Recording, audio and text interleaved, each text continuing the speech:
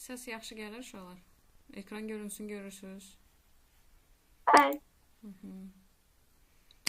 Səsdə ya görüntü problemi olsa deyərsiniz, zəhmət olmasa. Dərsi qeydə alıram, salın qızım.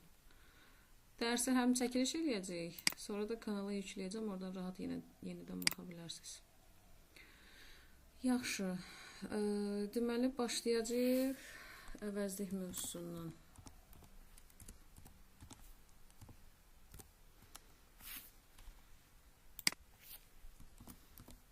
The pronoun. Deməli, bildiyimiz kimi nitq hissələrin qarşısına mütləq the article-dan istifadə edəcəyik. Səbəb də dediyimiz kimi burada nitq hissələrinin article istifadə olunması qayda pozuntusuna gətirib çıxarır. Əvəzlik. Hissə keçək, müəyyən məqamlara diqqət eləyək, sonra İstəsəz testlərlə də davam eləyərik. Ümumiyyətlə, Azərbaycan dilində əvəzlik haqqında hansı məlumatlarınız var?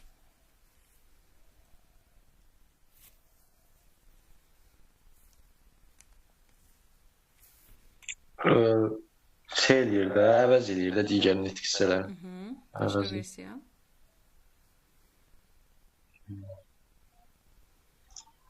Əsasdır, ya köməkçidir əvəzlik?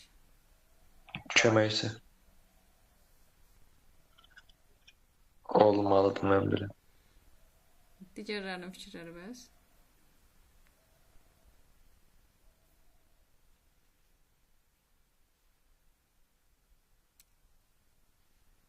Yaxşı, deməli, əvəzlik əsas nitq hissələrindən biri olur və özünü də hətta əvəz eləyən əsas nitq hissəsidir əvəzlik. Çünki bu Azərbaycan dilində qrammatikada yanaşdığımız tərzdir. Lakin ingilis dilində bunun bir neçə qruplaşması var və sayı ondan çoxdur. Deməli, əvəzlik mövzusunda sizdə birinci bilməli olduğunuz ingilis dilindəki cümlə quruluşudur. Birinci mən o hissəyə diqqət yetirək. İngilis dilində cümlə quruluşu.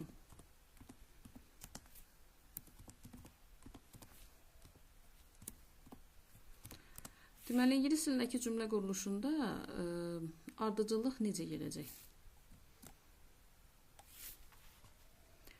Birinci mübtəda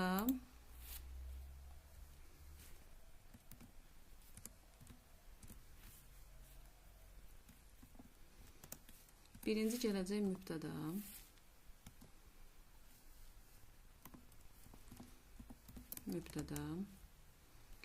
üstə gələk xəbər üstə gələk tamamlıq. Bizə sırf bu hissə lazımdır. Yer zərfi, zaman zərfi isə cümlənin həm əvvəlində, həm də sonunda istifadə oluna bilər. Bizə hələlik bu hissəsi lazımdır. Deməli, cümlə quruluşu birinci mübtəda, sonra xəbər, daha sonra isə tamamlıqdan istifadə edirik. Bunların ingilis dilində versiyası olacaq subject plus verb plus object.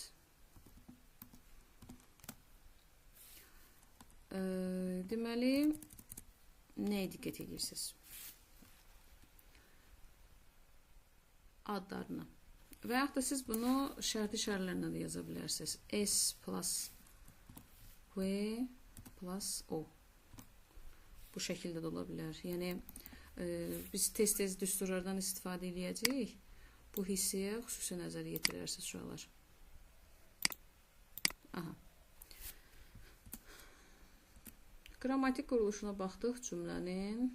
Söhbət təbii ki, sadə cümlədən gedir.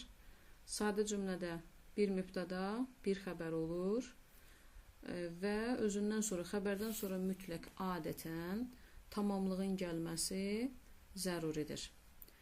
və bu quruluş sırf nəqli cümləyə aiddir. Nəqli cümlədə bilirsiniz ki, bitmiş bir fikri bildirir. Aha. İndi nəyə baxacağam? Keçək şəxs əvəzliklərinə.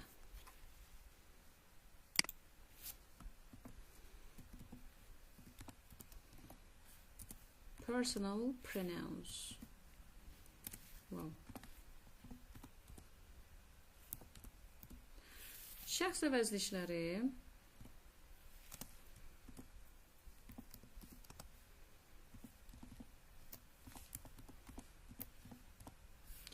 bizdə şəxs əvəzlikləri hansılardır?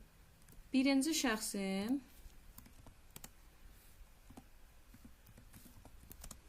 təki. Bu kimdir? Olacaq mən.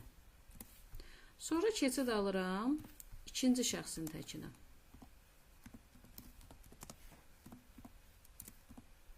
İkinci şəxsin təki olacaq sən. Dəqiqə üzrü sayın. Üçüncü şəxsin təki olacaq o. Bu hələ ki Azərbaycan dilində bizim öyrəndiklərimizdir. Sonra keçirik birinci şəxsin cəminə.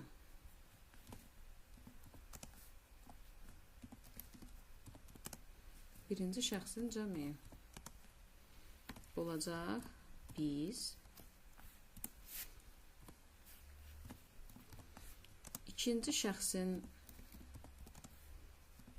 cəmi olacaq siz və üçüncü şəxsin cəmi olacaq onlar. Bunu yəqin ki, hər biriniz bilirdiniz. İndi ingilis dilində fərqli olan cəhətlər nədir? Birinci şəxsin təki oradadır mən. İkinci şəxsin təki sən, o, biz, siz, onlar. Yəni, şəxslər üzrə saymaqda və yaxud da ki, ardıcıllıqda hər hansı bir fərqlilik yoxdur. Sadəcə, burada üçüncü şəxsin təkində İngilis dilində cins kateqoriyası var. Bu cins kateqoriyasına görə biz yenidən adlandıracağıq bunları.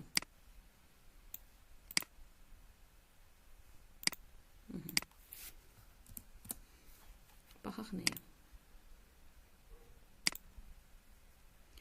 Artıq mən burada yazacağam.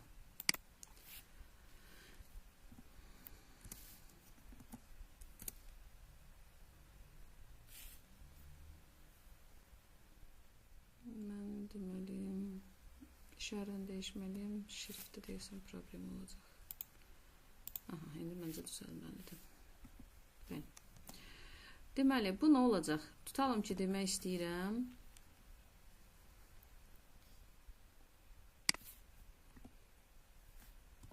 Kişi cinsi. Kişi cinsi bizim ana dilində yenə o olacaq. Daha sonra bir dəqiqə bunu bir dənə tez-tez copy paste eləyim. Kopyalayıb.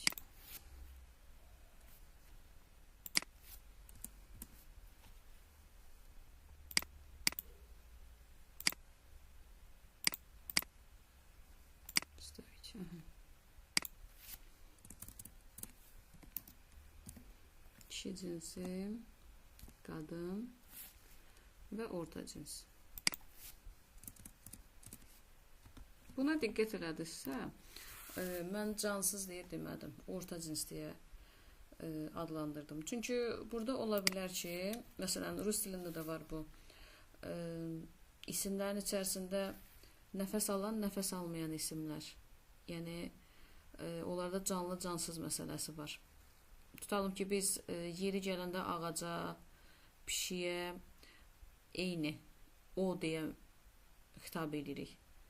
Amma ki, deməli, ola bilər ki, dilçilikdə müəyyən nöqteyi nəzərlərdən fərqlənmələr ola bilər.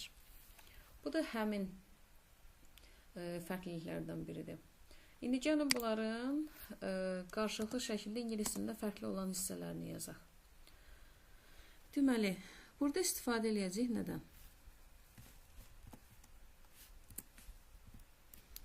Mən olacaq I. Sən olacaq you. Qəti şəkildə burada r yazmayın. R yəli əvəzliyi olandadır. Yəni bizim hərflə r ingilis hərfi ilə a-dır. Buradakı sən you'dur. Sonra deməli, üçüncü şəxsin təki kişi cinsi adlanacaq he. Üçüncü şəxsin təki qadın cinsi adlanacaq she. Və üçüncü şəxsin təki orta cins adlanacaq it. Sonra birinci şəxsin cəmi olacaq we. Bir saniyə. İkinci şəxsin cəmi adlanacaq yenə you. Və onlar adlanacaq they. Diqqətimizi burada çəkən məqamlardan biri ikinci şəxsin təkinin və ikinci şəxsin cəminin eyni şəxs əvəzliyi ilə adlandırılması oldu. Yəni ki, biz sən demək üçün də, siz demək üçün də istifadə edədiyimiz nədir?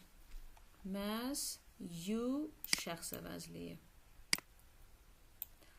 İndi biz nələrə diqqət edəcəyik? Deməli, I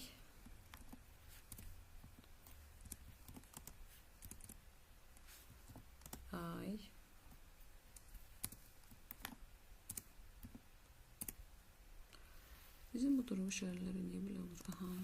I, you, he,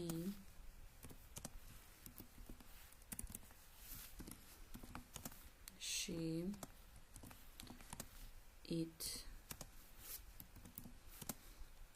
we və you, sonra isə they.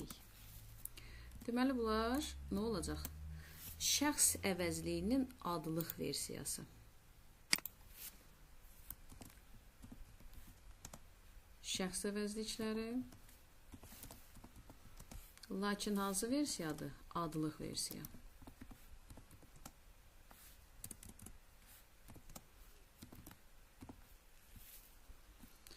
İndi uşaqlar, nəyə diqqət edirsiniz? Baxaq görək bu adlıq hal deyilən həmin bu yazdığımız şəxs əvəzliklərinin funksiyası nədən ibarətdir? İndi belə bir başlıq yazacağım bura. Şəxs əvəzlikləri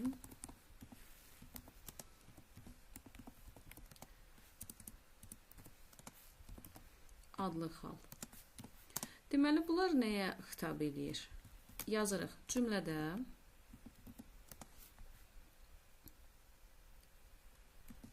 əsasən əsas feildən. Əsas feil dediyimizdə kimdir? Söhbət gedir xəbərdən. Bilirsiniz, cümlə üzvü kimi və nitq hissəsi kimi hərəkət bildirən feillərin adları fərqlənir. Əgər nitq hissəsi kimi baxsam hərəkət bildirən feillərə, bu olacaq nə? Nitq hissəsi kimi adı olacaq feil. Lakin cümlə üzvü kimi hərəkət bildirən sözlər adlanacaq xəbər. Və cümlə quruluşunda da burada xatırlatma elədik ki, ingilis dilindəki cümlə quruluşunda birinci mübtəda, sonra xəbər. Xəbər yerində istifadə oluna biləcək hərəkət bildirən sözlər də adətən feil nitq hissəsinə aid olur. Aha. Sonra, deməli, şəxs əvəzlikləri adlıq halda cümlədə əsasən əsas feildən, yəni xəbərdən əvvəl gəlir.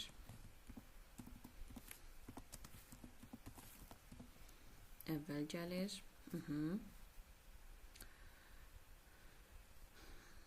və hansılarda gördük? Yəni bunlar mübtəda funksiyasını daşıyır. Mübtəda funksiyasını daşıyır. Bura qədər sualınız var uşaqlar?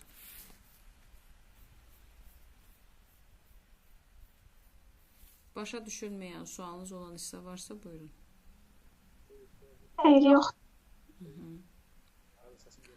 Deməli, şəxs əvəzlərini dedik. Adlıq halda olan versiyası cümlədə əsasən əsas feildə, yəni xəbərdən əvvəl gəlir və hansı funksiyanı daşıyır? Təbii ki, mübtəda olur. Mübtəda funksiyasında çıxış edən şəxs əvəzinin adlıq halları isə bunlardır. I, you, he, she, it, we, you, they. Aha. İndi keçək şəxs əvəzliyinin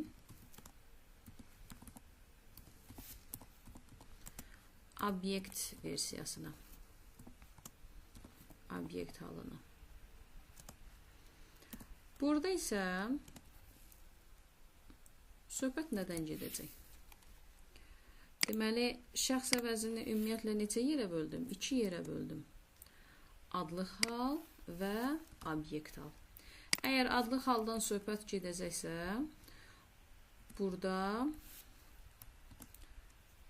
I, you, he, she, it, we, you, they olacaq və funksiyası olacaq nə? Mübtəda. Yəni, cümlədə əsasən əsas feildən, yəni xəbərdən əvvəl gələcək. Yəni, cümlədə yerlərini öyrənin ki, cümlə quruluşunda hər hansısa bir problem yaşamayaq. Deməli, I mübtədası avtomatik çevril olur nə? Me. You mübtədası obyekt versiyada yenə you olaraq qalacaq. He mübtədası olacaq him. Bunu da böyük nə yazaq? Bəli. She mübtədası olacaq her.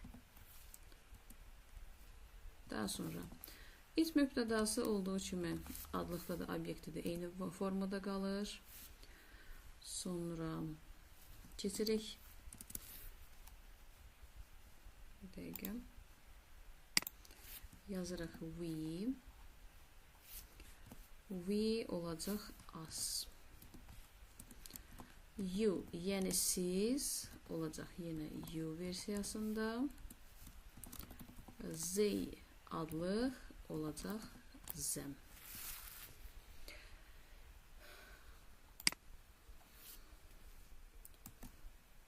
İstəsəz bunu qısa halda adlıq da yazım, hamısına yanına obyektin də yazım. Qoy birinə yazım, sonra düzəldək.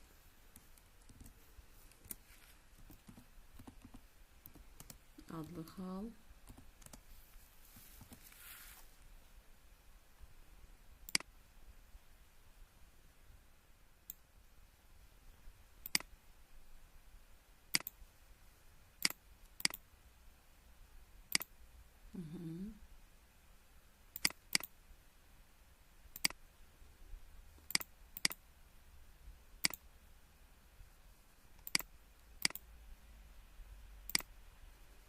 Bunlar hamısı adlıq haldadır.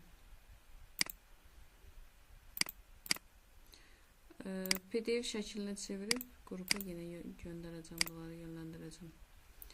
I adlıqdır. You adlıqdır. He adlıqdır. She adlıqdır. He, we, you, they. İndi keçək digər hissələrə.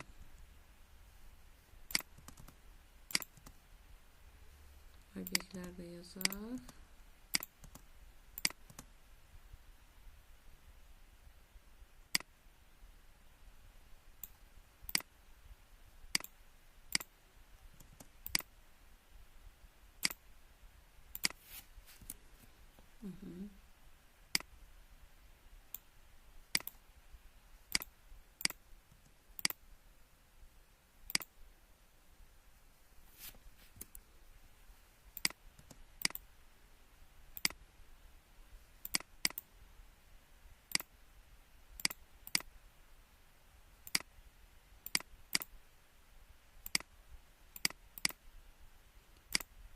Siz uşaqlar baxın görək başa düşmədiyiniz hissə var. Yəni çətin gələn yerlər.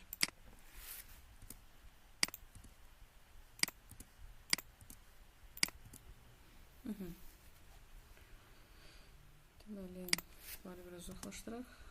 Rahat oxunsun.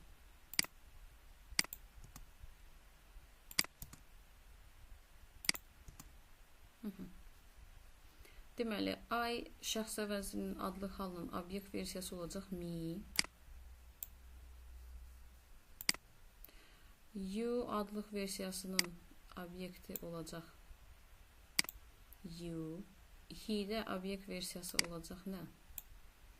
Him. She-də olacaq her. It olacaq it. Olduğu kimi qalır. We obyekti olacaq us.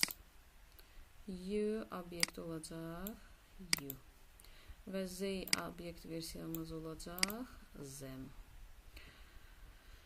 Yaxşı. İndi gəlin görək. Biz bayaq burada şəxs əvəzinin adlı halı ilə bağlı bir nüansı nəzərimizə çatdırdıq. İndi davam eləyək görək. Lap istəyirsiniz bunun rəngini dəyişək. Məsələn, bu rəng verək. Biraz fərqlənsin. Burada zəhmət olmasa baxın görək. Sizə problem yaradan hissə nəsə varsa, mən yenidən sizə izahını deyim. Ya çətin gələn hissə falan varsa. Yoxsa mən ardını izah edeyim sizə.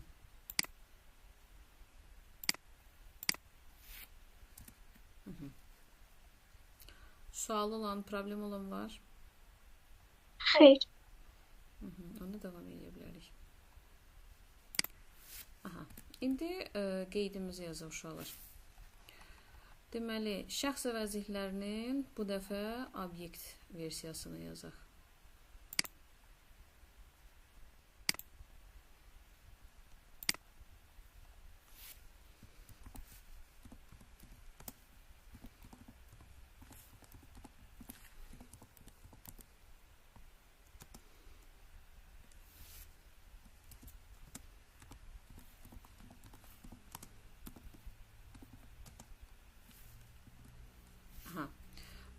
Bu şəxs əvəzliyinin obyekt versiyası deməli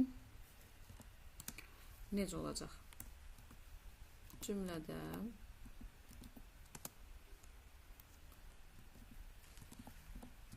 xəbərdən sonra.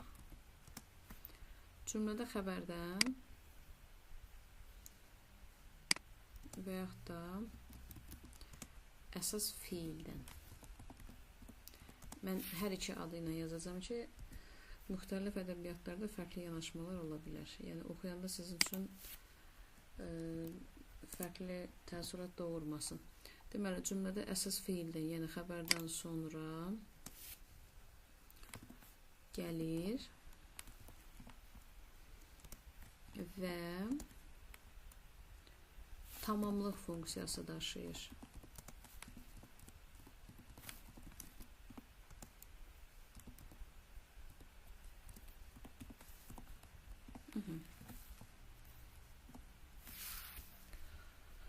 Deməli, aydın məsələdir ki, fiildən sonra gəlirsə, yəni biz nəzərimizi cəmləyəcəyik sırf bu düstura.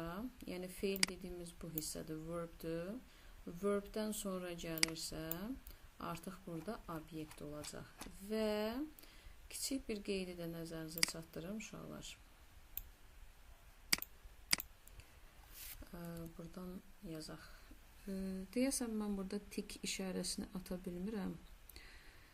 Onun əvəzinə başqa bir işarə tapım mən sizin üçün. Stavqada yəqin ki, mən istəyəndən nəsə tapa bilərəm.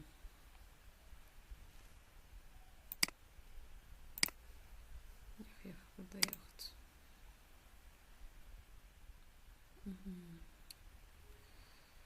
Tik yəqin ki, burada var idi.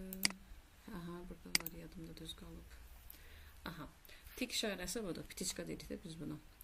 Yəni, quş işarəsi. Burada nəyi nəzərinizdə saxlayırsınız? Not. Gəlin bunun alt xəttini yığışdıraq. Biraz bizə mane olur. Not və yaxud da qeyd.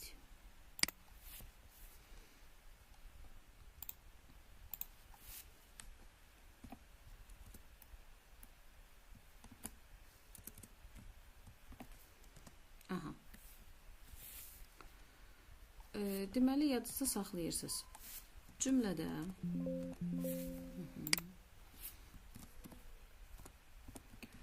Cümlədə fiildən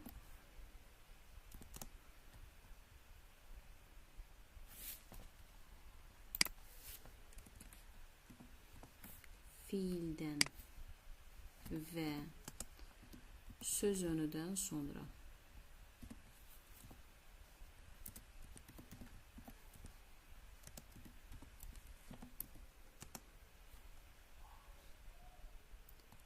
şəxs əvəzliyinin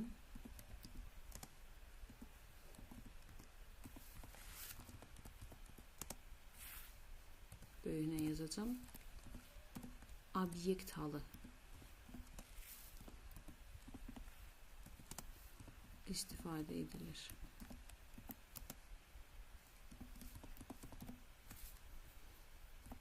Yəni ki, cümlədə gördünüz ki, fiildən və sözündən sonra şəxs əvəzliyinin yazılması tələb olunursa test tapşırığında, o zaman avtomatik düşünmədən obyekt halı gətirirsiniz. Obyekt halda dediyimiz məhz bu əvəzliklər olacaq. Şriftimizi dəyişək. Yəni söhbət bunlardan gedir. Nələrdən? Me, you, him, her, it, us, you and them. Şəxs əvəzliyi ilə bağlı